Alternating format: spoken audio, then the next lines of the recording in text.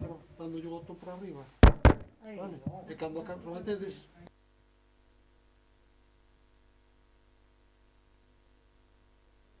Daslle o botón para arriba. Que me poña de pé.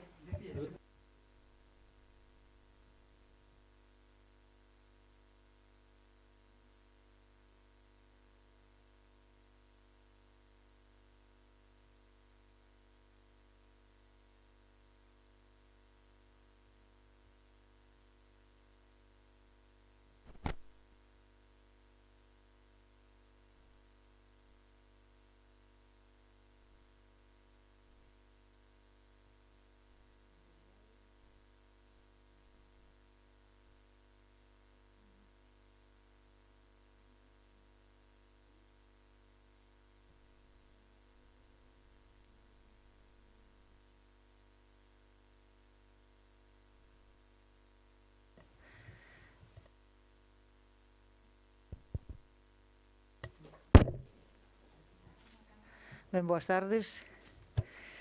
Comenzamos esta terceira sesión do simposio arredor de Carballo Calero, autor literario neste caso, despois de pasar polo seu tempo histórico e polo inmenso e diverso labor como estudoso sobre literatura que foi na anterior sesión.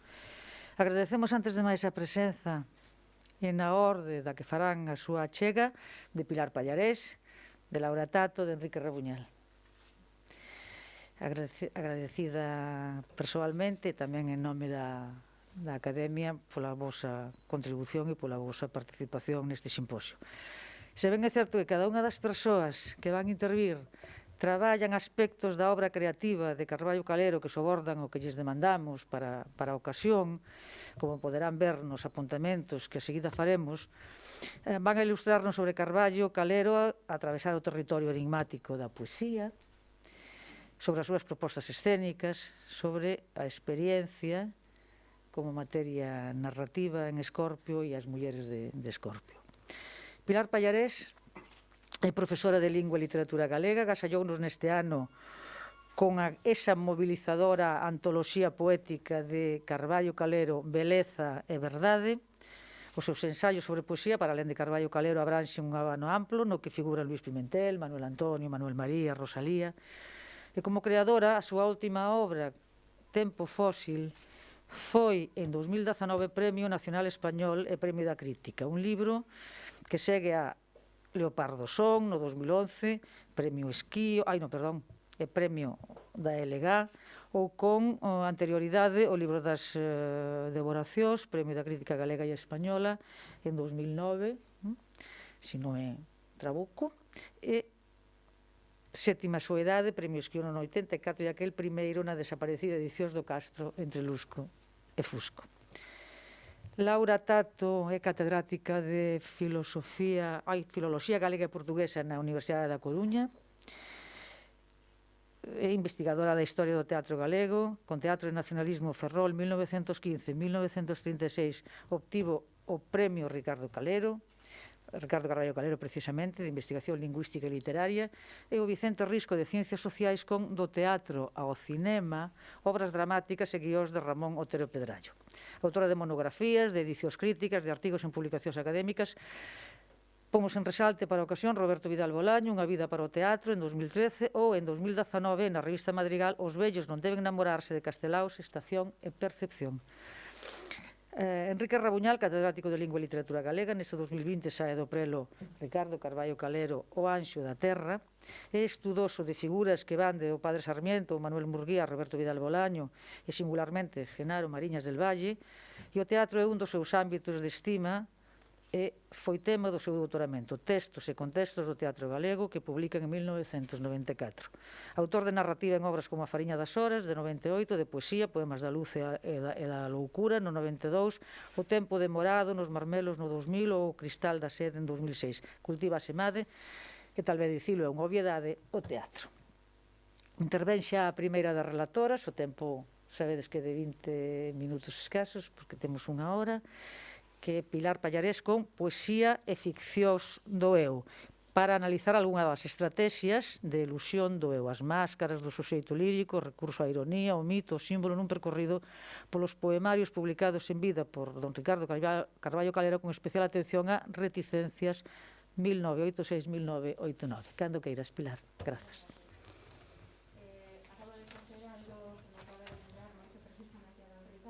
Sempre colocaba o reloxo sobre a mesa para medir o tempo e non excederse.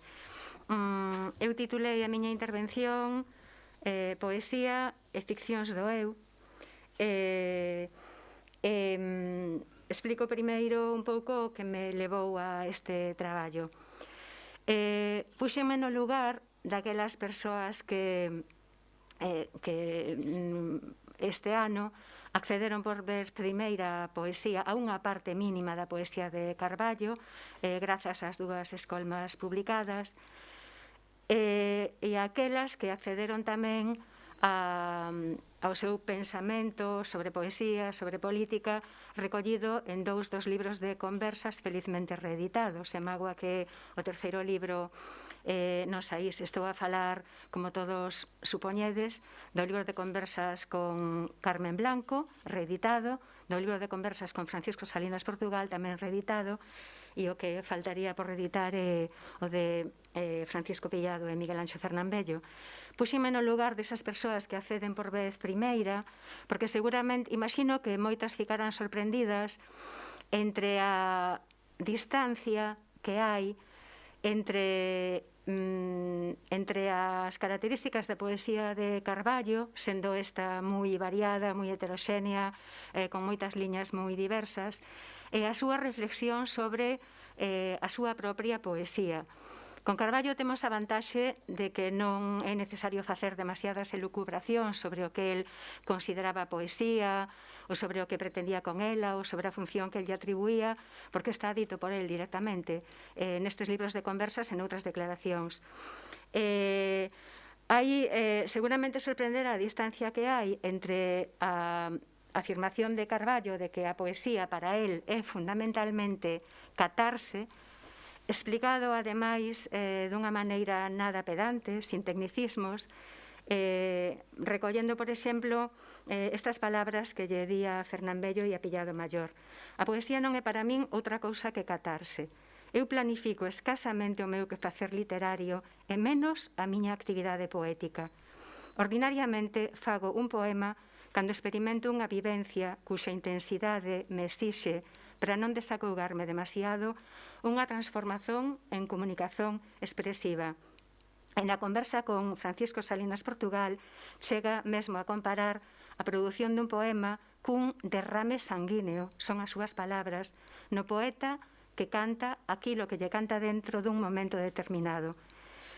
Seguramente algúns leitores pensarán que se acceden primeiro a este tipo de reflexións de Carballo sobre a función que para el ten a poesía, estarán agardando unha poesía pulsional, mesmo autoconfisional, sin demasiado proceso de elaboración, ese derrame sanguíneo.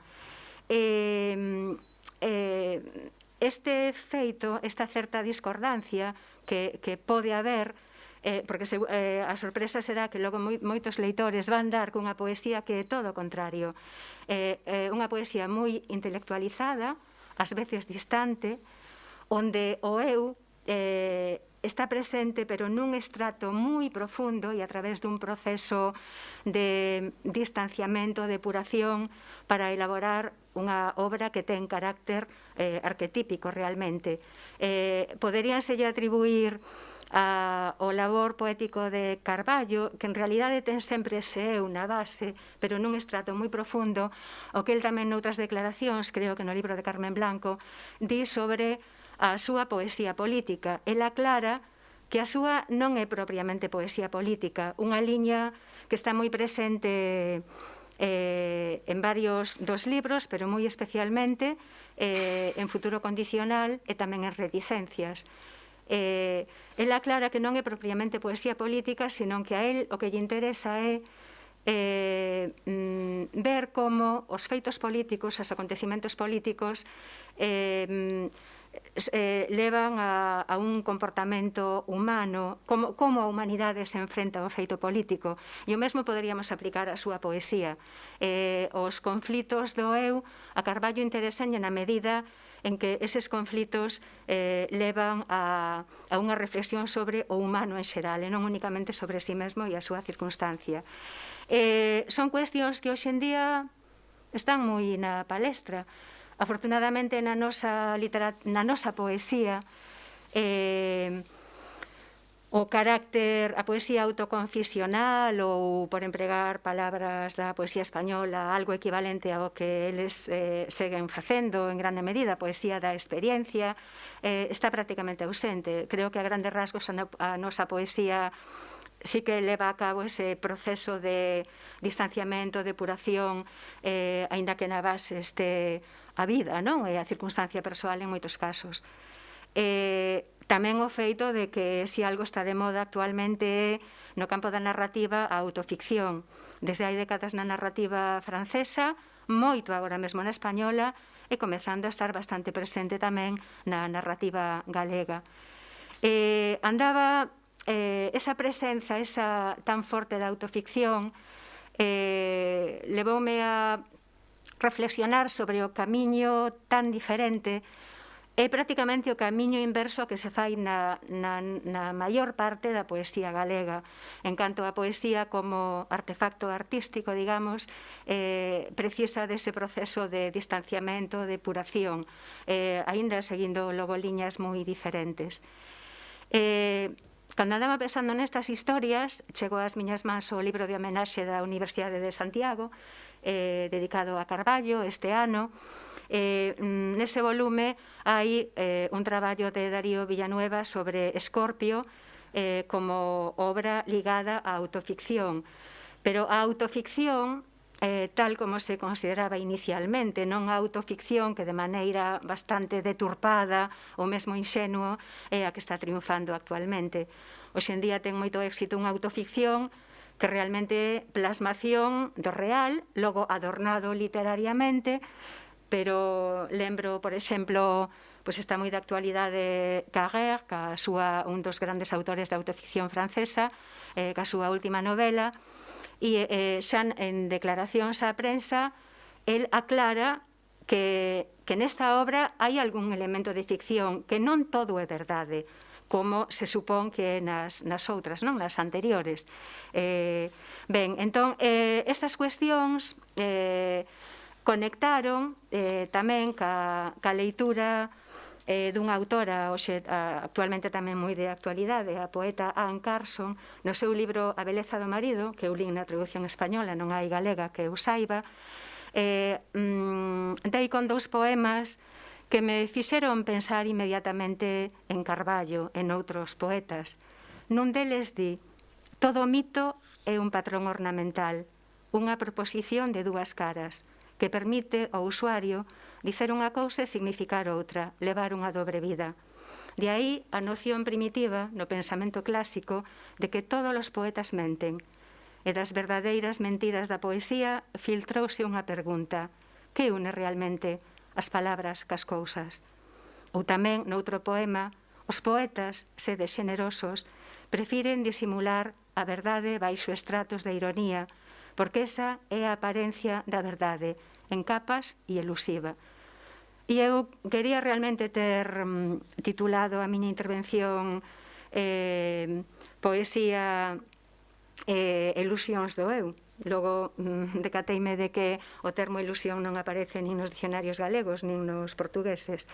Pero, en fin, o mito, a ironía, esa dobre vida, ese distanciamento, esa relación entre a palabra e a cousa son asuntos que están moi presentes sempre na obra poética de Carballo.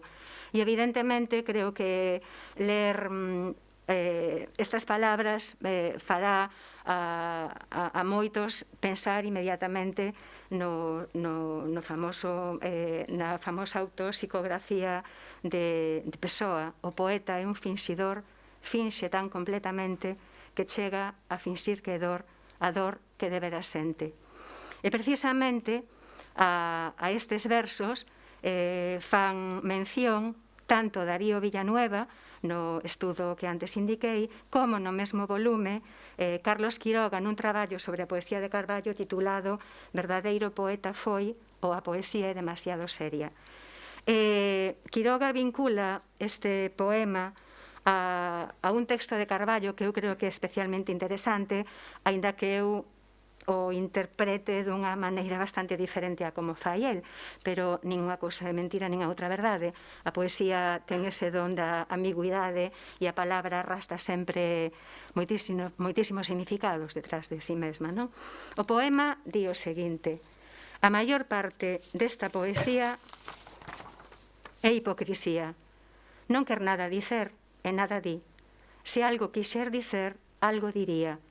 Quer somente finxir que non finxía, oferecendo enganos para ti, que finxes creer que é verdade a mensaxe que te envía e finxes que tes saudade da saudade que exprimía alguén que non a sentía, mas que se enganaba así, cúmplice da túa porfía de enganar a ti e así.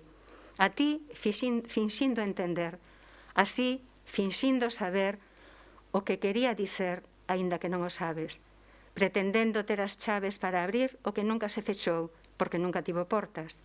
E aquelas palabras mortas axuntábanse ao achou non por santa inspiración, nen por subconsciente graza, por rotineira trapaza e vacía pretensón. Así é feita destarte, con notoria hipocrisía, a maior parte desta poesía. Non hai no texto, ao meu ver, autoanálise ou revisión crítica da poesía propia e do que nela pudera haber de notoria hipocrisía. Penso que sí unha valoración, e son palabras de Carballo, da falta de sinceridade, un desexo de barroquismo a toda custa, unha procura da escuridade e do hermetismo que non está fundada na complexidade do pensamento lírico, senón que responde a unha moda. E el di estas palabras a Francisco Salinas nunha altura, ano 1989, aparte que o ten indicado outras veces, non é bastante crítico cunha poesía, cun hermetismo sustentado sobre o nada, sobre o vacío, poesía que é hipocrisía nas súas palabras, non? Nin palabras mortas, filigrana de estilo de quen nada ten que dicer, nin reflexo directo das vivencias, sexan estas individuais ou colectivas. Para min Carballo achou a fórmula secreta, porque partindo de que partindo desa concepción da poesía como catarse, sabe que a poesía tampouco é filigrana simplesmente ou xogo gratuito.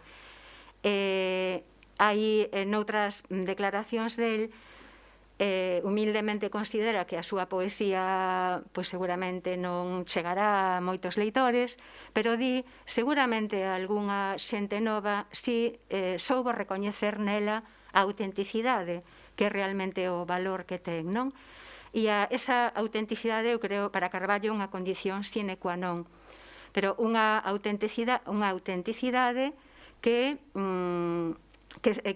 leva consigo tamén un proceso de elaboración da materia bruta da poesía, dese diálogo co real que Carballo salienta en moitas declaracións tamén, que significa un labor de depuración. E hai outro poema del que, aínda que non se refire especificamente ao labor poético, creo que é moi esclarecedor. Di o seguinte: todo o apontas, todo anotas, todo o lembras, implacável notario da vida en bruto, bruta, e engade, mais un pazo, unha igrexa, unha casa, non son só materiais. Tes que poñer a forma luindo, rexeitando, escolmando. A verdade non é todo. A verdade é a esencia da existencia, non a existencia en bloque. Non toda a vida é vida. Tan verdadeiro és que rexistas as mesmas mentiras. Vou facerche un regalo, unha peneira que non deixe pasar o farelo da vida.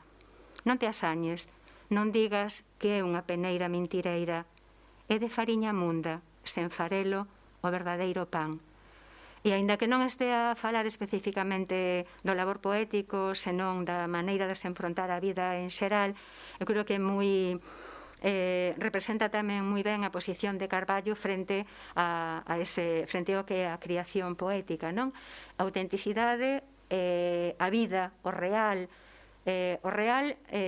biográfico ou heterobiográfico, empregando palabras del, como materia bruta dun proceso de elaboración, de distanciamento, que supón unha reflexión sobre o humano.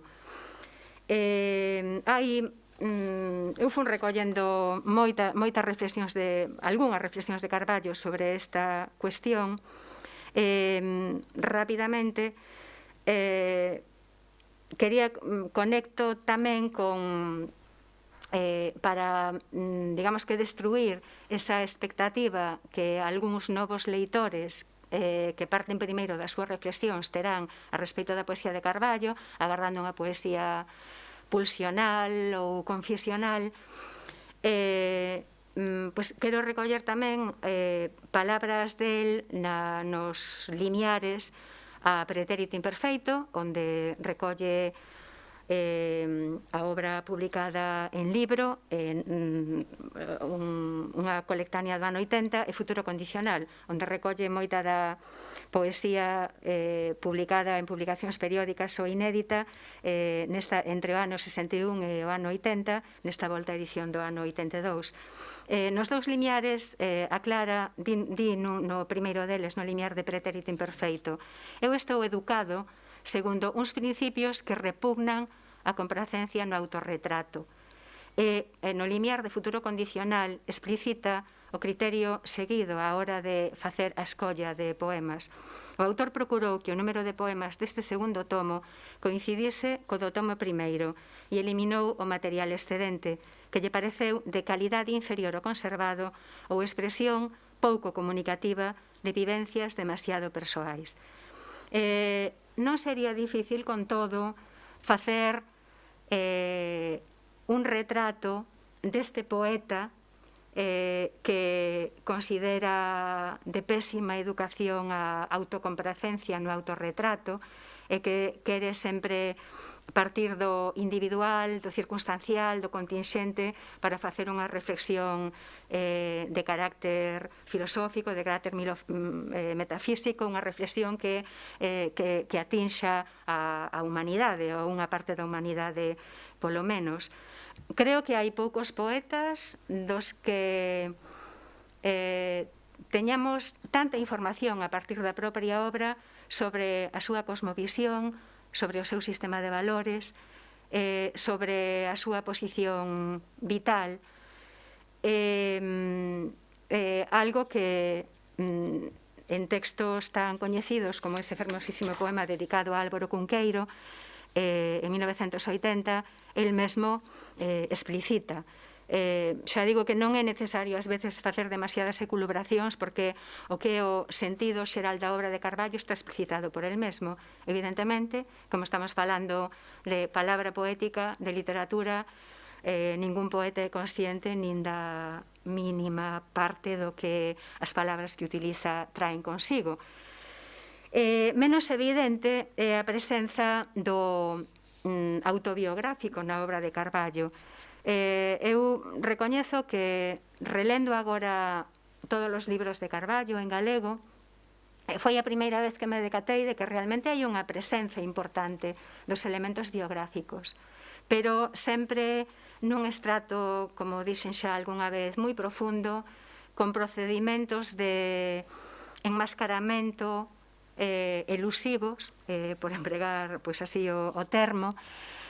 Creo que xa iso está desde as súas primeiras obras. O que é incrível en Carballo é que hai unha coherencia absoluta, tendo un discurso poético que é moi heteroxéneo ao longo da súa vida, pero hai unha coherencia absoluta entre os poemas do primeiro libro en galego de Vieiros e os problemas do seu libro póstumo, Reticencias. Dous poemas de Vieiros, Evocación da infancia perdida e Abisag, son moi representativos desa posición de Carballo e desa fuxida, digamos, dunha poética do eu primaria. En Evocación da infancia perdida, o que está na base é un acontecimento que marcou completamente a Carballo. E irónico non, non sei cal sería o termo, pois que este ano de celebración sexa interrompido por un acontecimento, unha circunstancia que ten moito que ver con este ao que eu me refiro. Estou a falar da morte da súa nai na segunda vaga da gripe chamada española.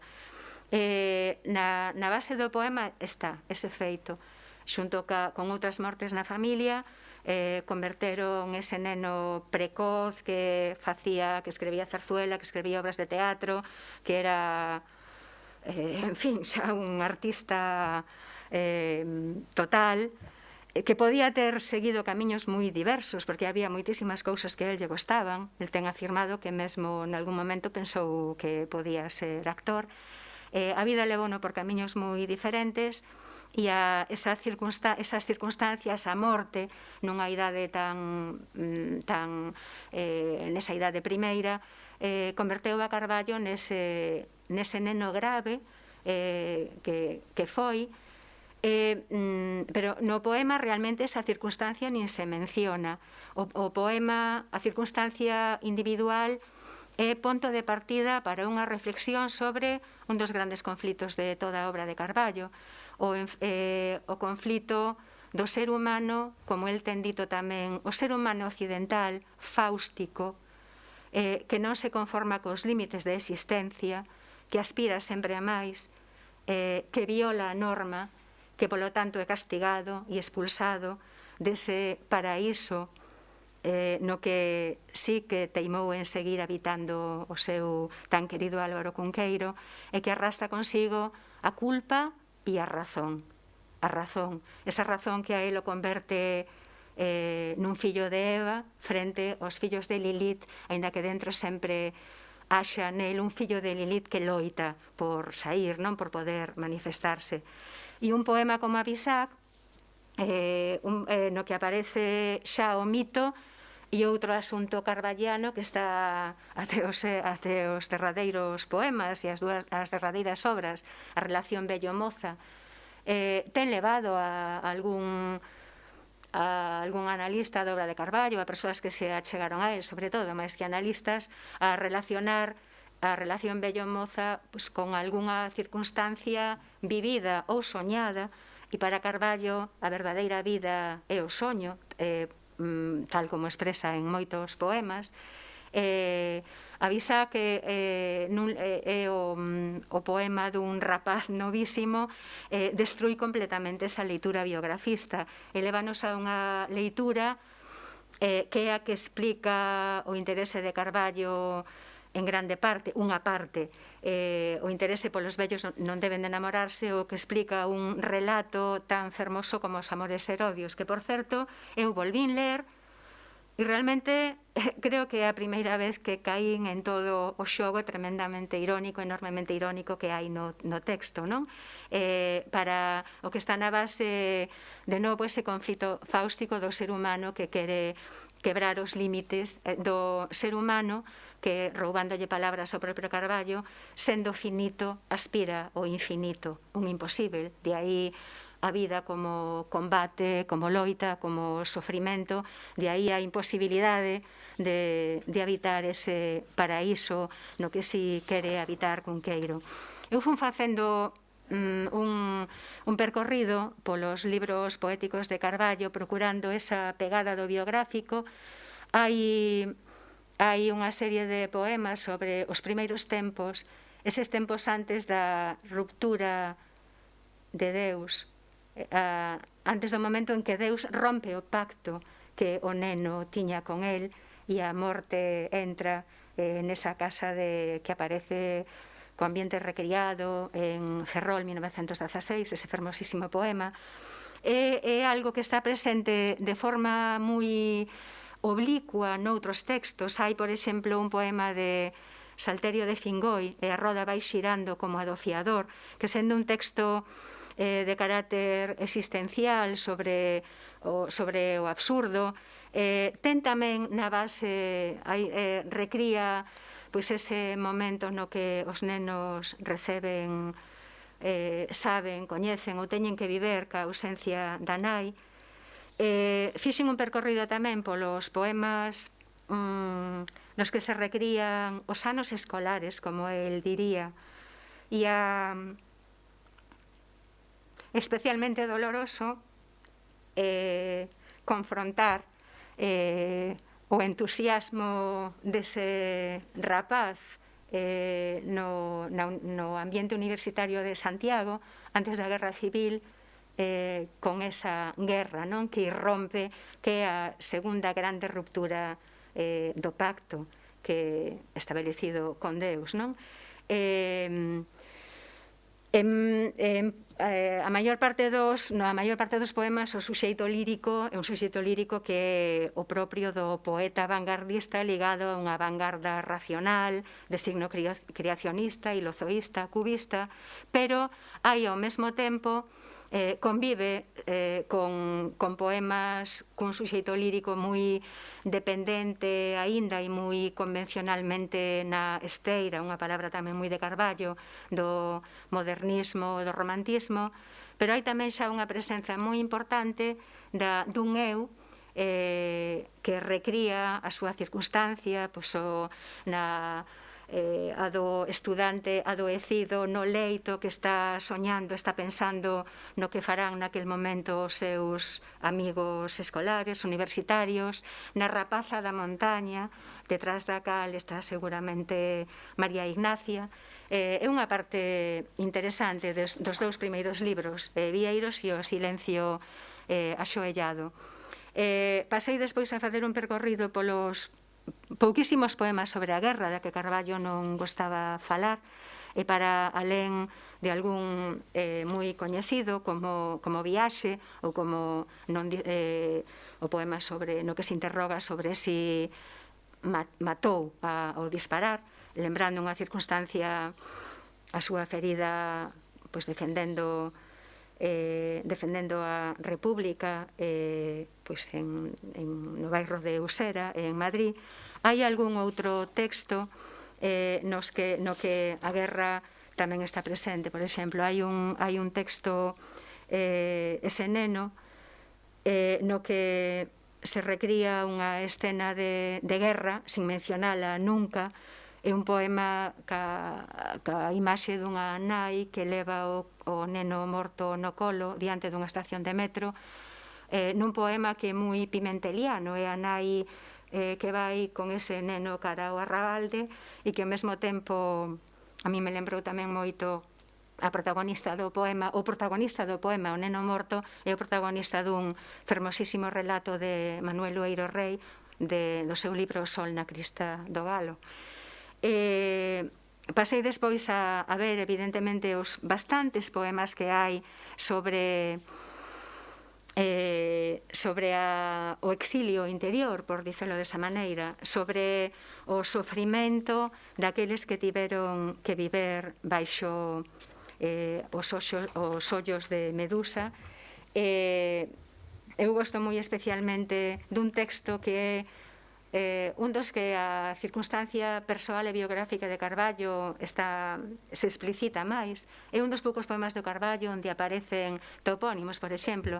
Refírome ao poema Ollas meu ben as cañas dos Ancares, recriando a dura vida en Fingoi, tendo que sobreviver con grandes dificultades, ca presenza da muller a que se dirixe o poema e a presenza da nena que tabula.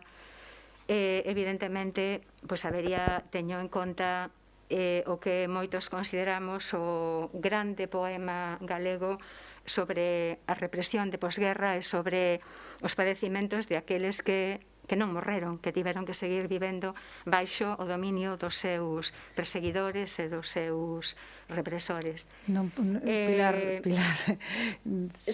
solo para que te vayas rematando, os textos van a ser publicados no BRAC, xa sabemos, pero é así a situación. Só apunto o que realmente o eixo do traballo non é este. O eixo do traballo é a procura de aqueles procedimentos que Carballo utiliza para, facendo unha poesía que parte da autenticidade, que parte do diálogo co real, biográfico, heterobiográfico, se distancia chega a ter ese carácter arquetípico. E eu sinalei, e é a parte central realmente, fundamentalmente tres.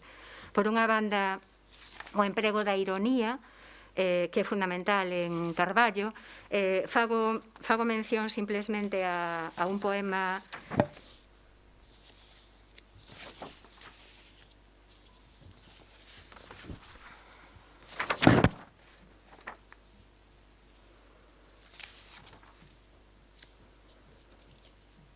fago mención simplemente a un poema de Cantigas de Amigo e outros poemas que comeza unha mensaxe da dogaresa.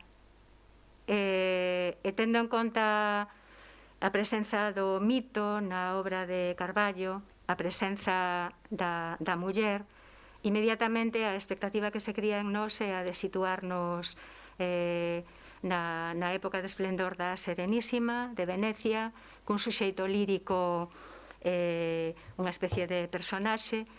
Inmediatamente o propio poeta, de maneira moi irónica, quebra esas expectativas porque engade: permanecede tranquilos, non son un poeta modernista nen danunciano.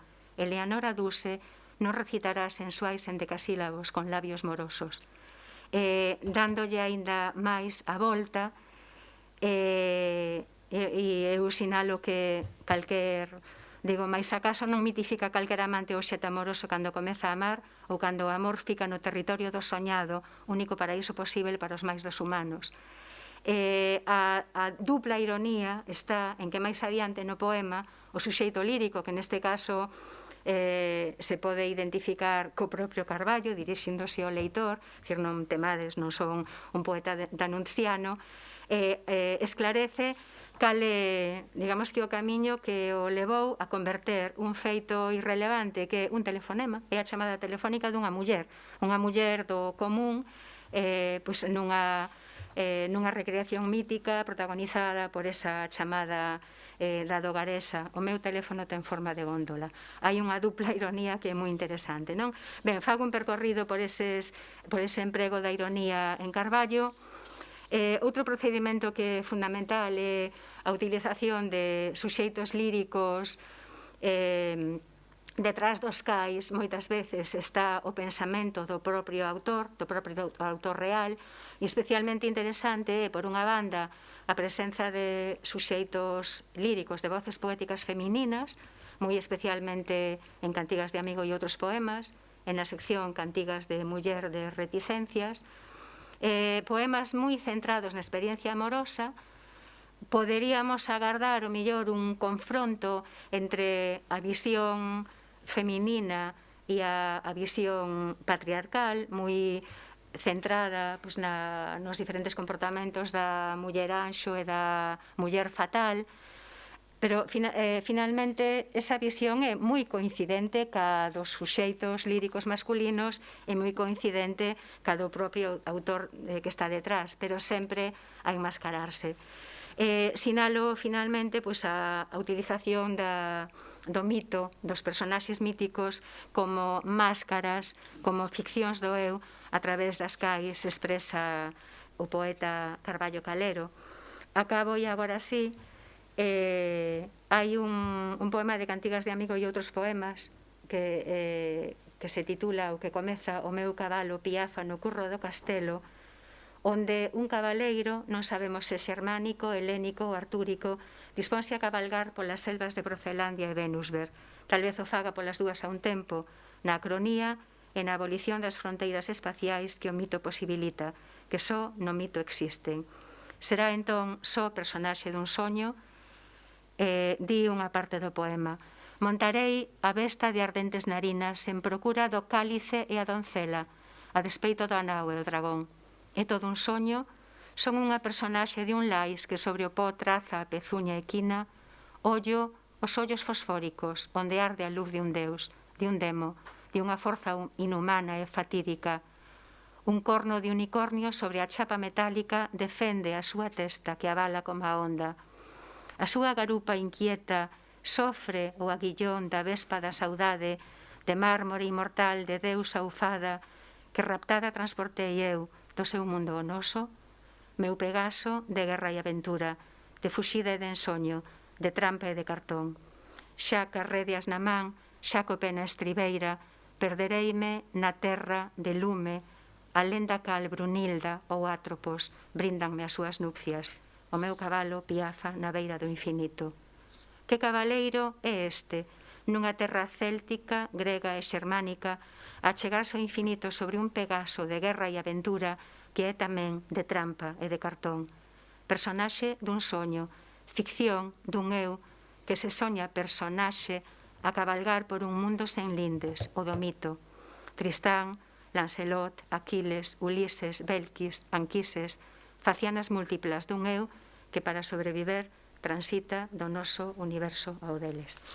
Grazas, Pilar. Como vedes, o reloxo de Don Ricardo era outro mecanismo máis de enmascaramento, porque non cumpliu o seu papel. Non estou afeita a utilizala. Pero sabedes que isto todo e estas riquezas e aportacións publicadas no BRAC para a satisfacción de todas as persoas que queiramos lelo devagar. E agora entramos no Ricardo Carballo Calero, dramaturgo, dende os primordios, desde aquela primeira peza, O fillo, acción dramática en 2 actos, que estaba para a súa publicación na editorial Nós, cando os fascistas queimaron os seus fondos e até a súa derradeira peza, Os xefes, unha peza de 1980, que deixa un homenaxe ao castelao dos vellos non deben de enamorarse e unha profunda reflexión sobre o poder e ao que nos vai a chegar a profesora Laura Tato. Me dice que tempo ten? Pois 20 minutos, que era o acordado. 20? Ah, vale, pensei que dixeras que había que abandonar a sala. Non, de momento non. Pero se o reloxo funciona, pois estaremos felices.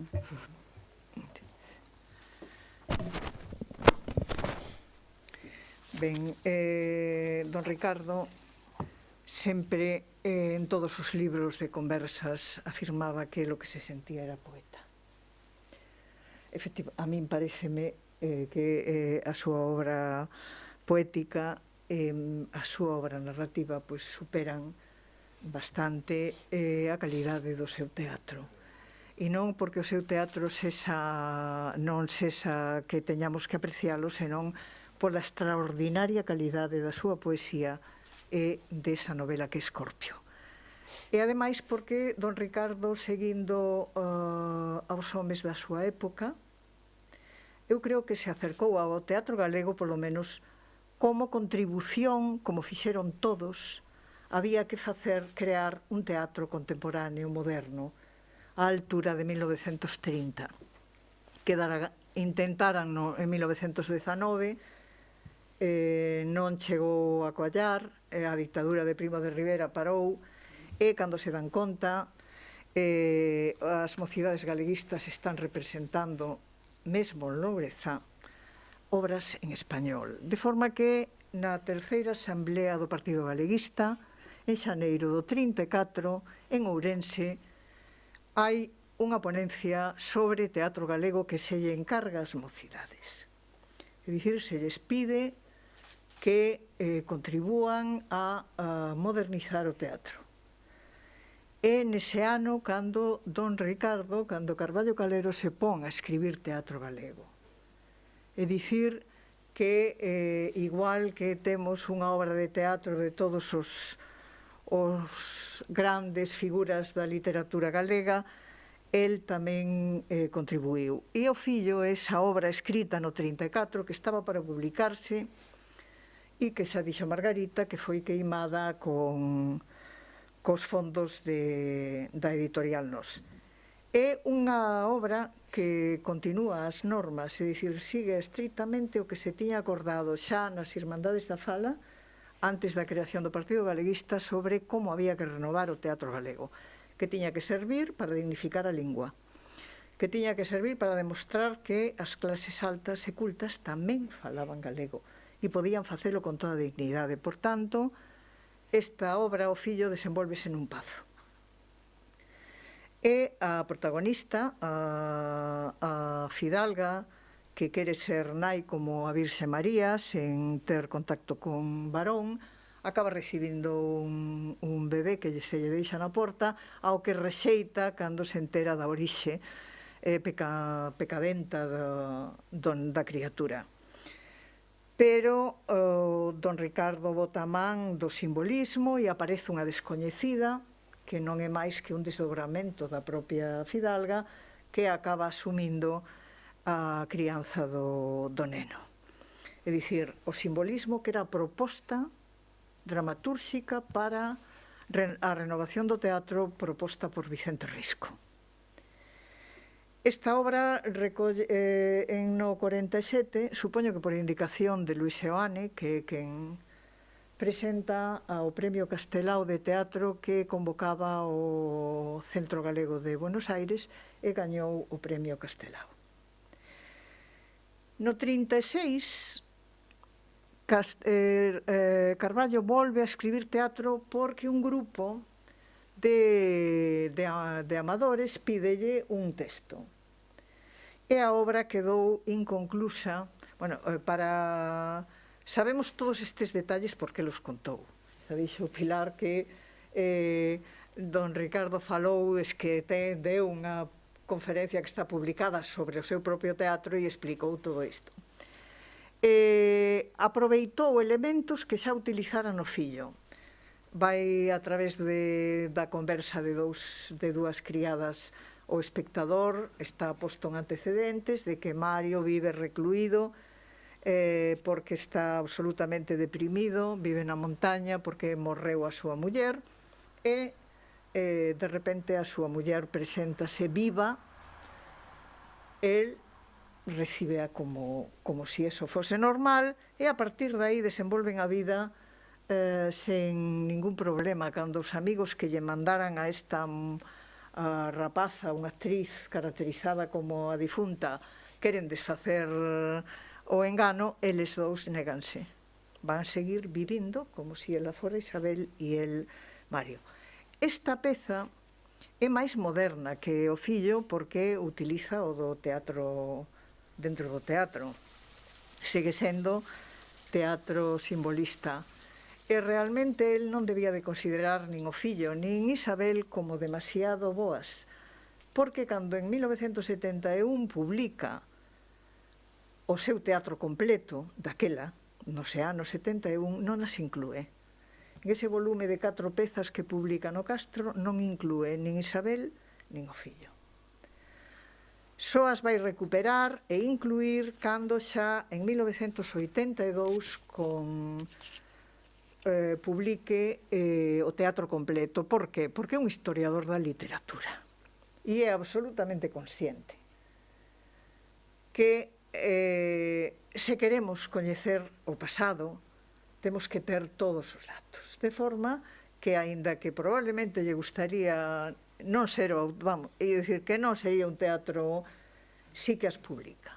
E eu debo confesar que lle agradezo moitísimo, porque efectivamente contribúe a que realmente intentaron modernizar o teatro, actualizalo, e que foi a sublevación fascista que parou o proceso.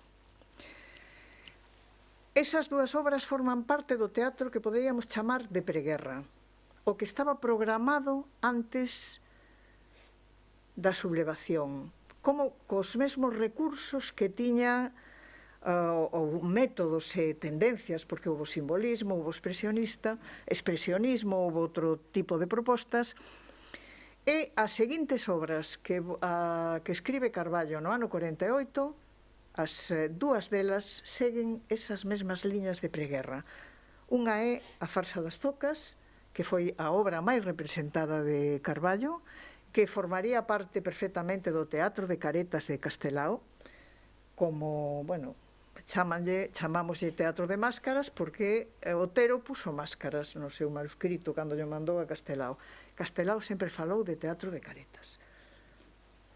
E A farsa das zocas entraría perfectamente o expresionismo, a estilización da materia dramática, os recursos do teatro primitivo, é dicir, as personaxes autopreséntanse, o humor, hai apelacións ao público.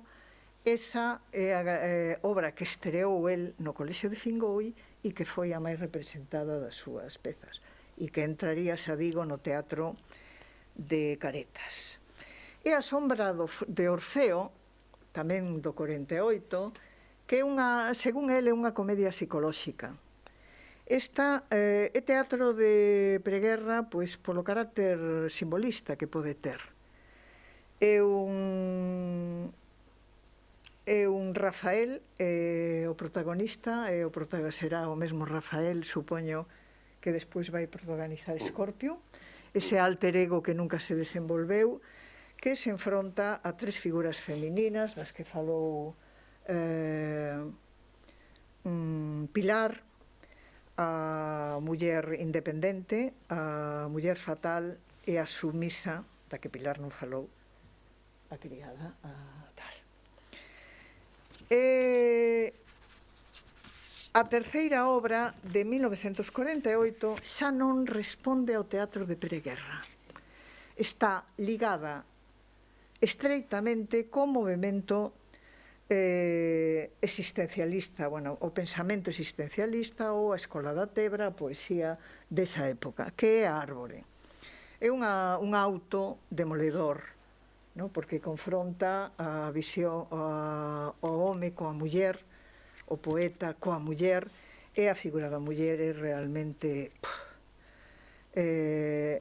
En tres escenas, 1908, 1928, 1948, ela permanece conxelada nos 18 anos e é dunha superficialidade que eleva a angustia total ao home que vai avellando cos anos, que ten unhas ansias de absoluto e de amor que leva a imposibilidade do amor entre home e muller por esa aceptación dela a esa sociedade, ao que manda a sociedade. Eu creo que, pero isto sería tema para unha conversa de novo entre ti e eu sobre don Ricardo, que non foi capaz de ver, cos anos sí, nos 80 sí, que a muller nos anos 50 e nos anos 40 estaba moi controlada polos confesionarios, que era o froito desa sociedade, o ven no último poema de reticencias, verdade? Cando aquel como pode... Eu creo que na poesía ve moito, Como puidemos. Non, eu creo que na poesía ve moito.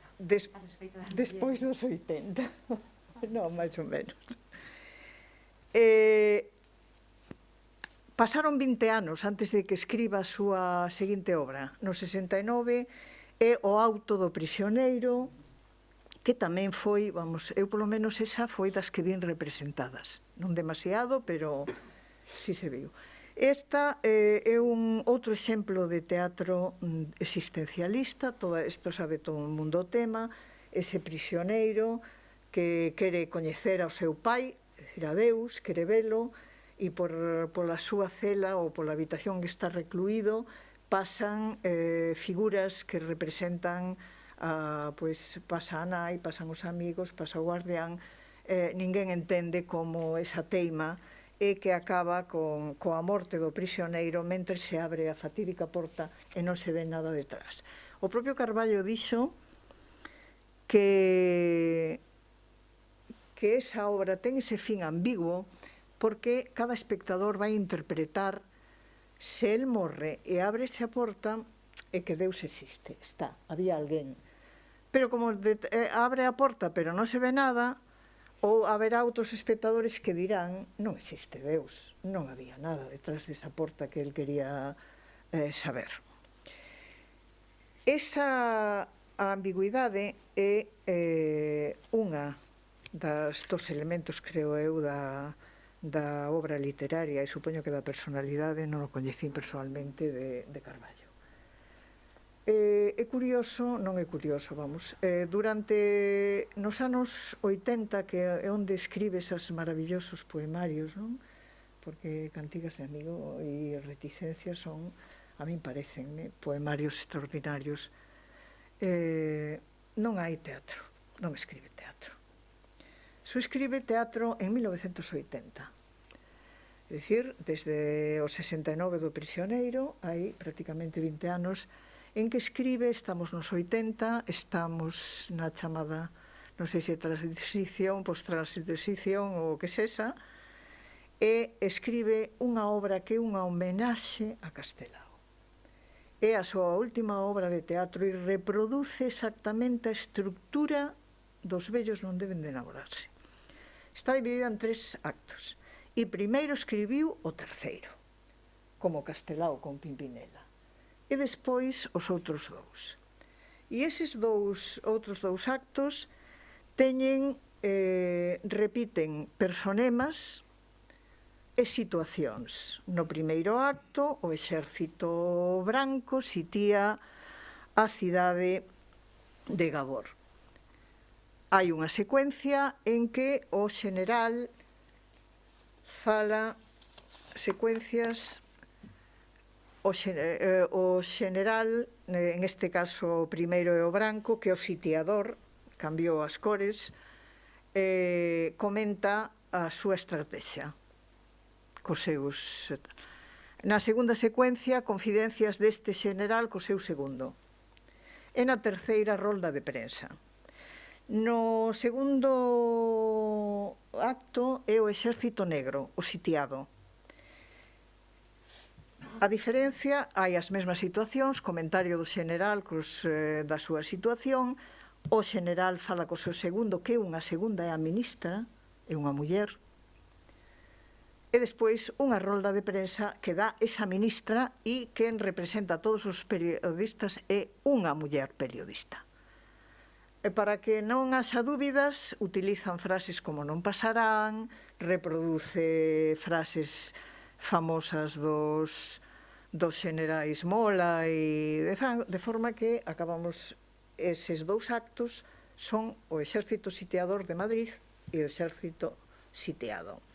Terceiro acto, os 2 xenerais teñen unha entrevista clandestina nunha embaixada estranxeira e chegan ao seguinte acordo: gañe quen gañe a guerra, o gañador se carga o seu extremo dereito ou esquerdo, segundo toque, e fará unha política de centro.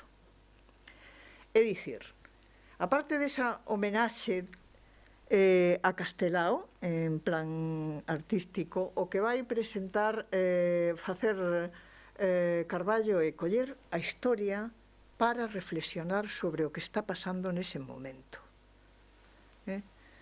Eu non sei se no 80 xa estaba legalizado o Partido Comunista ou non. É a cuestión de como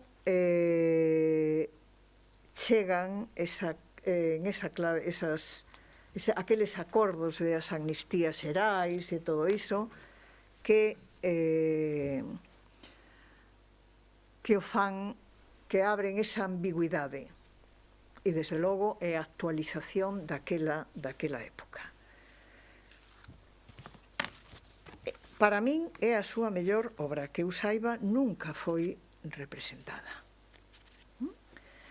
E paro, e acabo para que non nos afoguemos co tempo. De acordo? Moitas gracias.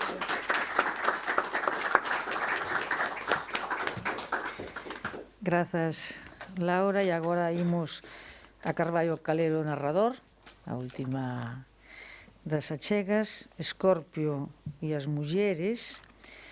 E, bueno, non teño moito máis que decir, porque realmente esta aproximación a relación coas mulleres do seu personaxe é o que nos vai a trasladar agora o profesor Enrique Rabuñal. Grazas.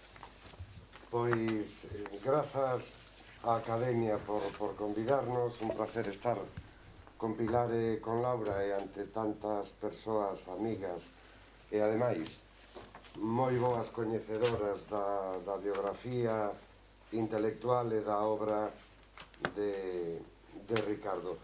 Eu intento, na medida do posible, ser moi guiadiño e vou procurar, polo menos, cinguirme o tempo, que xa é pouco. A verdade é que moitas das cousas que dixo Pilar, e que, en certa medida, corroborou Laura, tamén alimentan o discurso narrativo de Carballo, e, ademais, tamén el falou sobre a súa narrativa, e, ademais, tamén el se encargou de ordenar ese material narrativo, e algún, penso, por exemplo, no Lar de Clara, que podía ficar esquecido foi recuperado. É unha pena que este ano especialmente non se reeditase, por exemplo, creo que sería un volume importante, a súa narrativa completa.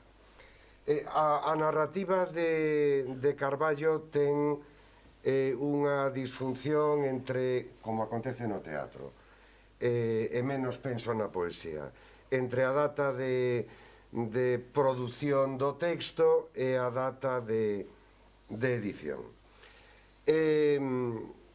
Carballo cultivou fundamentalmente, penso eu, como narrador o que podemos chamar a forma narrativa breve, porque mesmo Escorpio, que todo o mundo coincide, e eu tamén, de feito quería facer un apuntamento mínimamente, non direi original, pero un apuntamento especial sobre Escorpio, non deixa de ser tamén unha suma de unidades narrativas relativamente breves, como acontece tamén pois noutros textos, non? Desde logo na Xente da Barreira, no Lar de Clara, etc. Carballo Calero é autor de 9 pezas narrativas. Vou facer un brevísimo apuntamento onde, ademais de outras cousas, tamén hai, que se comentou antes, unha intención, dicías ti, do teatro. Tamén no caso da narrativa eu creo que hai unha intención patriótica, verdadeiramente. Eu vin a documentación que hai hemerográfica sobre a Xente da Barreira. É impresionante o impacto e a importancia que tivo. Hai unha aplicación que se chama Galiciana, que coñece todo o mundo, pos aí Carballo Calero e aparecen millares de documentos. Eu intentei velos e dixen, isto non é humanamente posible.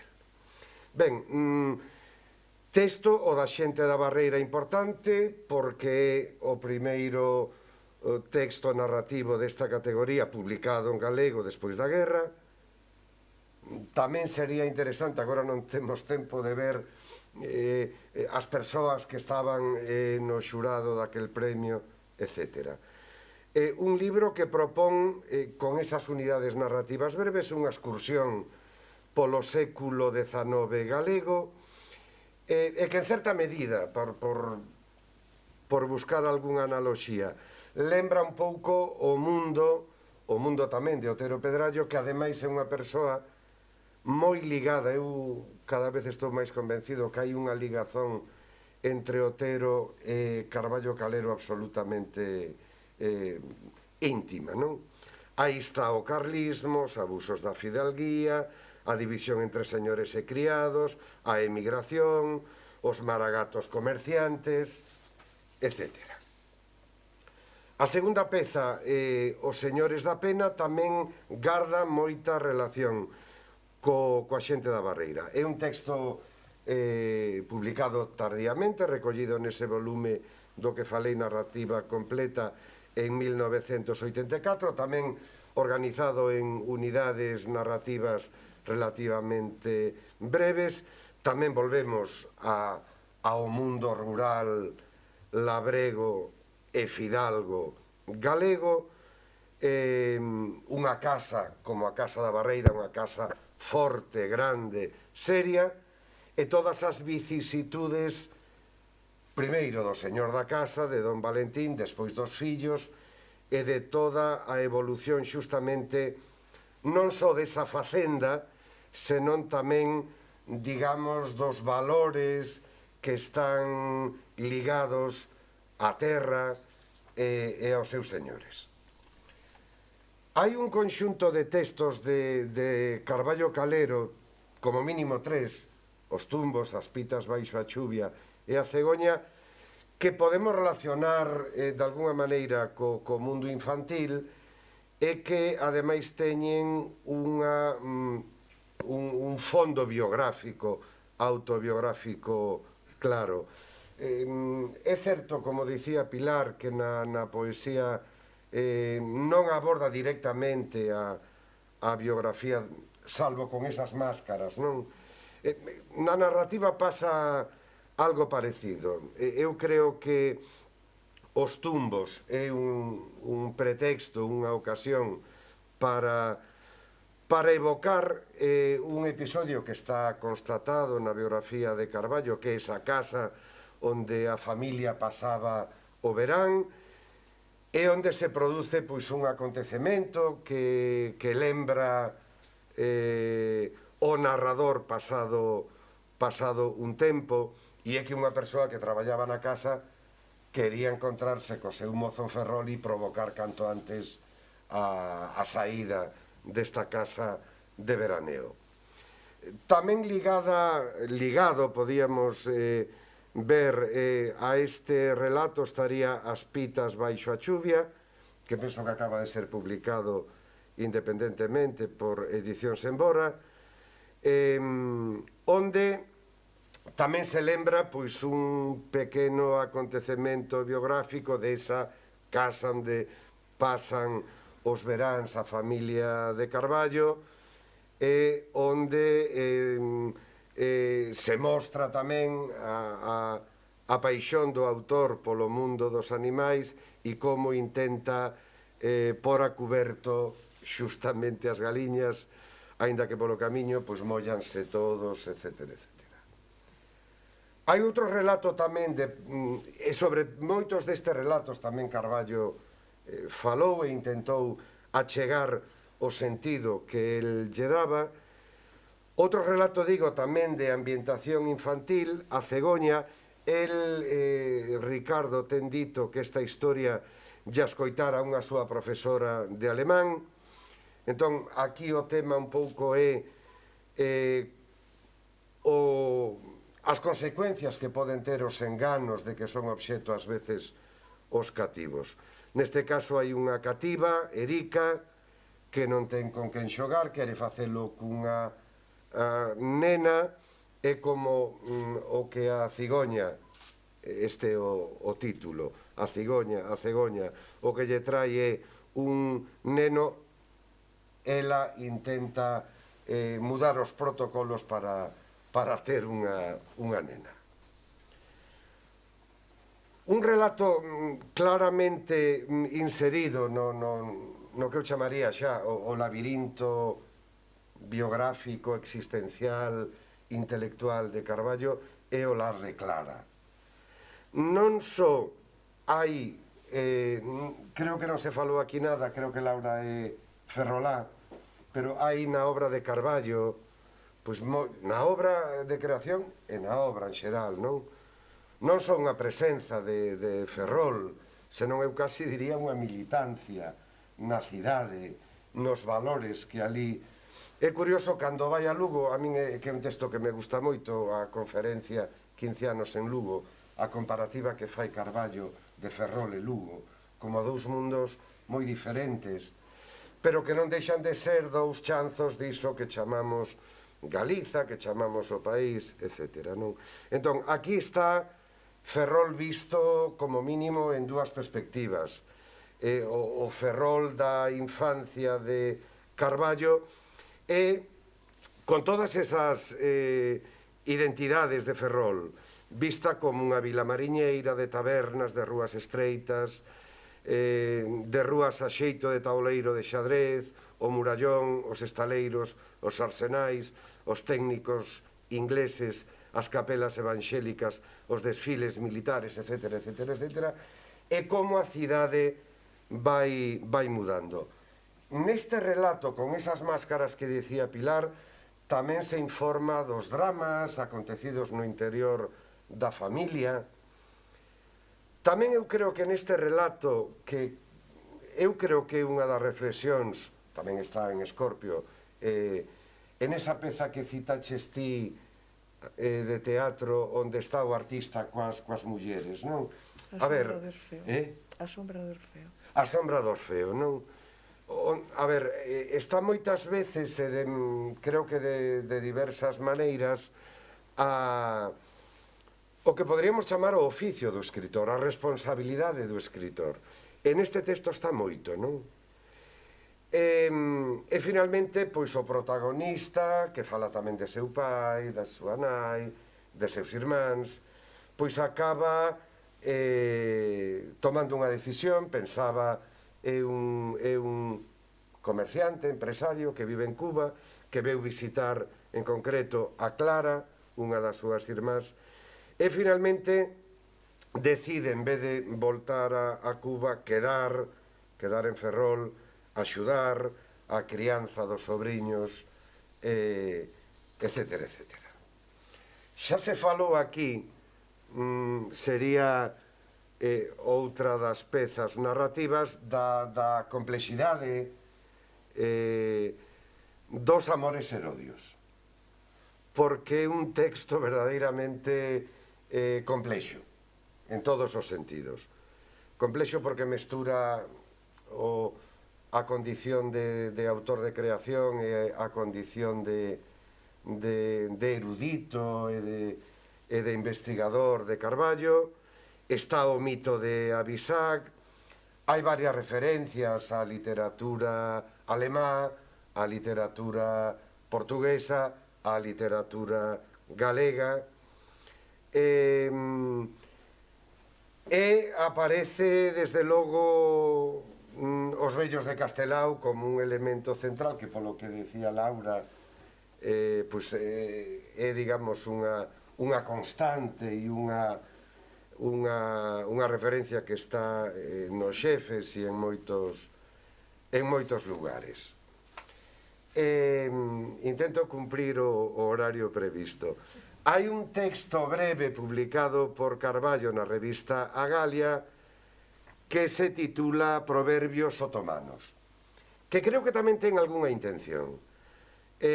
Todos os textos de Carballo teñen unha intención, pero cando digo unha intención diría profunda, non? Aparentemente, pois trata un relato ambientado no século XVI, no reinado do sultán dos turcos otomanos, e a chegada dunha adolescente xorxiana que é aceptada, convertida ao Islán. Pero a min o que me parece, buscándolle ese sentido, é o concepto de fidelidade que practica esta moza, a súa capacidade de adaptación, e como o sucesor do sultán Selim I, Solimán, vai ser incapaz de prescindir desta moza porque a moza, cito textualmente, era capaz de pôr a súa técnica ao servizo das políticas máis dispares. Aquí hai unha inventiva. Estou na recta final. Escorpio eu tiven a fortuna de falar algunha vez con Carballo de Escorpio. De todo o seu mundo narrativo, pois está claro que o texto que creo que neste momento, e cando se publicou, interesou moito porque era moi innovador, porque mesturaba ficción. Desde logo, Carballo non estudou en Salamanca filoloxía, e historia. Hai moitos acontecementos históricos e tamén ten elementos autobiográficos. Aí están Castelao, Bóveda, Suárez Picallo, Quintanilla, e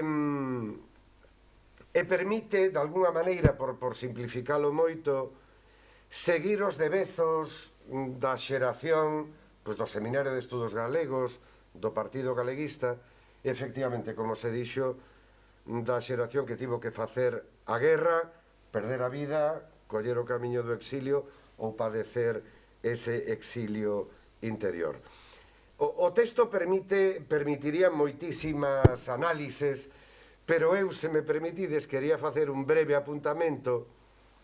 Xa se sabe que Escorpio durante os 160 capítulos non fala, é un Rafael do que fala todo o mundo, el non fala. Quería facer un apuntamento, digo, sobre o mundo do desexo, do erotismo e sobre todo das relacións amorosas que mantén Escorpio con moitas mulleres, porque Escorpio tanto por homes como por mulleres, é unha persoa que non deixa indiferente a ninguén e que seduce a todo o mundo. Ademais de que ten un físico verdadeiramente espectacular, é un home alto, fermoso, de ollos azuis, intelixente, brillante, moi centrado nos estudos de Dereito e Filosofía, moi centrado na escrita poética, aparentemente indiferente á actividade política, cousa que non coincide, por certo, co caso de Ricardo Carballo Calero, que coñecemos unha militancia e un protagonismo político moi importante. Entón, o que chama a atención era o apuntamento que quería facer para concluir, como en toda a súa traxectoria vital, Escorpio, pois relacionase con tantas mulleres, non? Con Cleo e Eugenia. Cleo, unha cubana rica, con moitos encantos, unha muller, porque ademais en todo este aspecto é que tamén están o que decíades vos das mulleres fatais, das mulleres, de todo, digamos, o elenco de maneira da muller. Cleo representa, entre outras cousas, unha muller moi ousada, moi arriscada, que quere sobrepasar os límites que tiñan impostos as mulleres neste tempo, non? Por certo, cando morre Escorpio en Barcelona, morre, entendemos os lectores, despois de estar con Cleo. Merche, unha relación tamén impresionante, unha relación de amor-odio, unha muller que se pon ante Escorpio como dicindo, eu non che vou rir as grazas, nen vou aplaudir a túa excelencia. Por certo, nas vésperas da boda de Escorpio, Merche e Escorpio manteñen unha relación sexual. O relato é impresionante. Rosa, creo que serve a relación de Escorpio con Rosa para dirimir tamén o clasismo e como tres universitarios galegos, Escorpio, Saxitario e Salgueiro, mocechean con Rosa, Carmiña e Lucía. Amalia, tamén outro prototipo dunha muller rompedora. A muller do catedrático do profesor Maluquer, cando as mulleres dos decanos en Santiago a ven, pois, fican abrallados porque é unha muller moderna, rompedora, que non parece moi contenta co seu casamento, e que lle encanta, a palabra utilízase moito, flirtear con Escorpio. Aproveitan unha visita a Salamanca para consumar tamén unha relación. En Salamanca hai dúas mulleres, Elena e Lucita, tamén moi interesadas por Escorpio, que, por certo, nunca mostra ningún interese por ninguén, e conclúo, Cheli, outro modelo de muller, é case unha irmá, é a muller que ten máis a man, criáronse xuntos, porque a familia que acolle a Escorpio para crialo son os pais de Cheli. Cheli ama a Escorpio, nunca pode confirmar os rumores que circulan sobre el, logra casar con el, pero, entre outras cousas, para facer felices aos pais. E xustamente Escorpio ten unha filla, Cheli e Escorpio teñen unha filla, Aurelia, que tamén recorda de alguna maneira aspectos biográficos de Carballo. Creo que concluín o tempo, lamento esta velocidade, pero procurei ser guialiño. Grazas, Enrique, tamén. Grazas outra volta a vos tres e desde logo por esta cantidad de xanelas que abristedes aos mundos carballanos, que completaremos, como sempre insistimos, coa súa lectura, e autoconvocámonos para dentro de unha semana, para o día 29, coa última sesión do simposio Ideas e achegas ao idioma. Grazas outra volta e até vermos.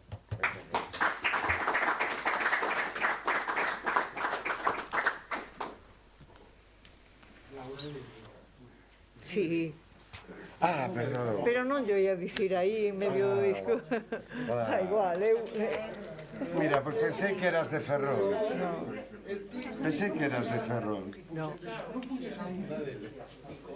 No. Bueno, Porque todo o mundo lle chama Don Ricardo.